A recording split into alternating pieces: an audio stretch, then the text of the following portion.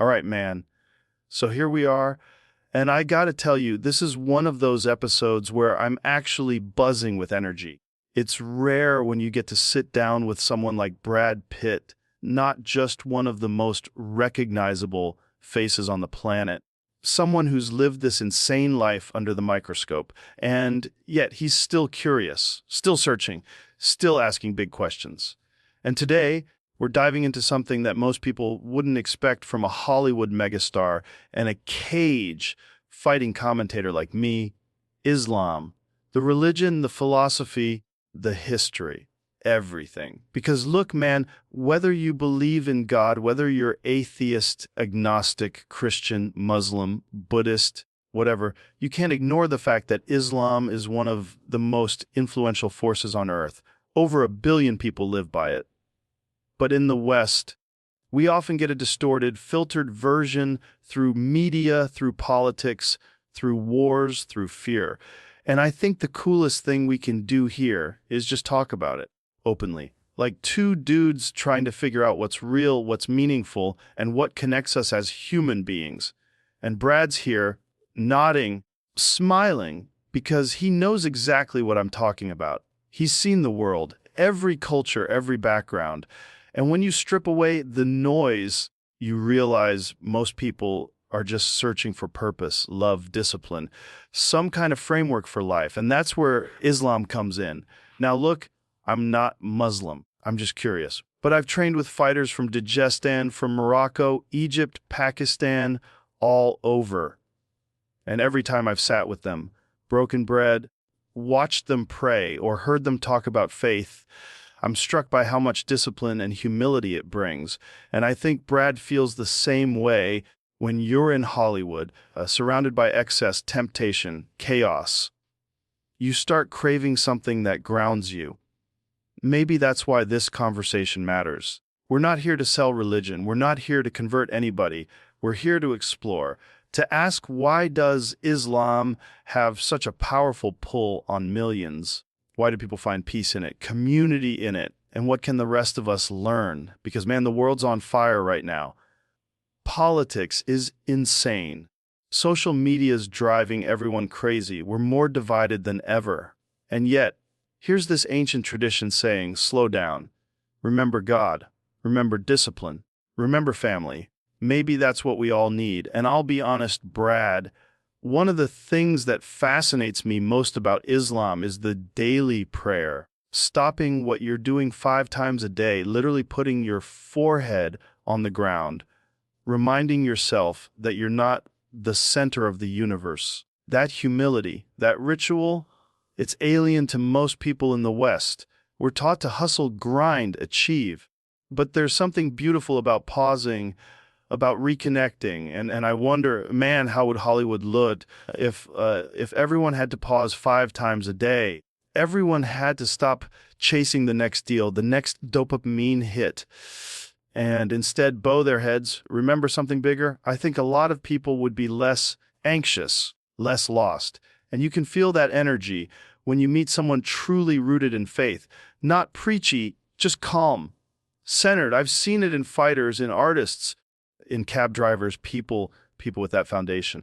And that's why people are curious about Islam now, because the world's starving for something real, something authentic. Let's be honest, the West has lost that. We're drowning in hyper-consumerism, shallow entertainment. Everything's surface level. Then you look at people who wake up before sunrise to pray, who fast an entire month during Ramadan, who stay away from vices, and you can't help but think, what's the secret? Brad, you were nodding because you've had those moments too. When you look at your life and think, damn, maybe I've been chasing the wrong stuff. Maybe there's more. And that's what makes Islam worth exploring, not as outsiders judging, but as humans trying to understand, how do people live this way and what can we learn from it? So that's what we're doing today. We're diving in. It's going to be messy. It's going to be real, not polished. That's what this podcast is about, raw conversation. And I think millions watching right now will feel the same curiosity, the same hunger for answers. Maybe they'll see Brad Pitt the Hollywood guy, and Joe Rogan, the podcast guy, sitting here talking about Islam and realize maybe it's not scary or foreign. Maybe it's just another way humans try to make sense of life. And maybe, just maybe, there's something in it we can all respect, even if we don't share the faith. So, let's go. Let's dig in. You know what's wild, Brad? The more I think about it, the more I realize people are terrified of religious conversations, especially about Islam, because it's been politicized to death, framed through terrorism, extremism, fear. So people shut down, stick to stereotypes, but that's like judging all Americans by reality TV. It's ridiculous. When I talk to fighters or friends from Muslim countries, what I see isn't some scary ideology. It's regular dudes grounded in something ancient. Traditions older than our chaos. And when they explain it, it doesn't sound foreign, it sounds human, like fasting during Ramadan. People in the West hear that and go, "Wet, you don't eat or drink all day." But when you sit with someone and they tell you about the discipline, the gratitude it builds for food, for water, for life, you realize maybe we're the ones missing out. Because honestly, when's the last time any of us chose discomfort to grow? We don't order food in 5 minutes. We binge Netflix. We scroll endlessly. Then we wonder why we feel empty. But here's this ancient practice where 1 billion people strip away the noise for a month, feel hunger, remember the poor, come out grateful, grounded.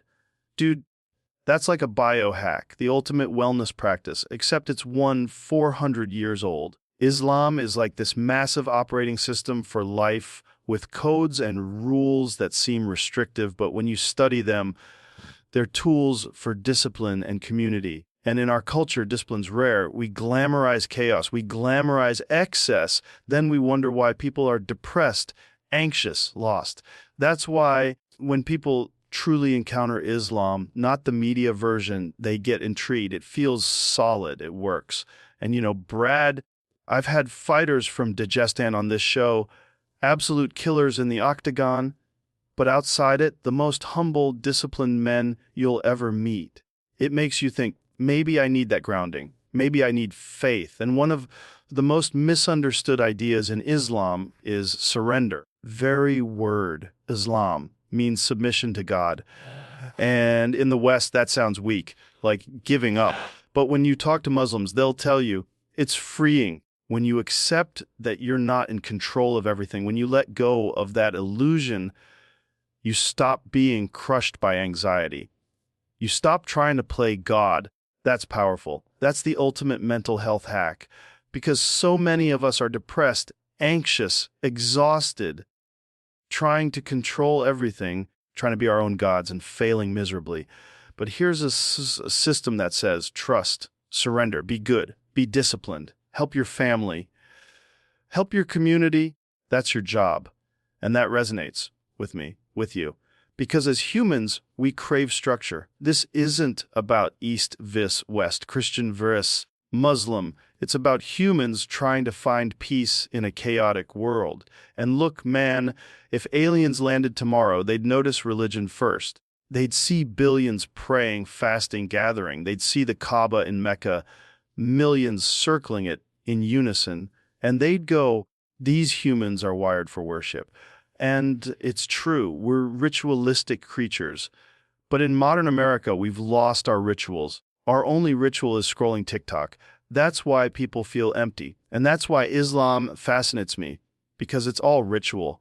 5 prayers a day, fasting, pilgrimage, charity, things that keep people anchored. You see it in their lives, and you can't help but respect it. That's why this episode will resonate. It's not preaching, it's opening eyes, saying maybe there's something here we can all learn from. Because if people took even a fraction of that discipline, that humility, that community, the world would look different. Less ego, less greed, more connection.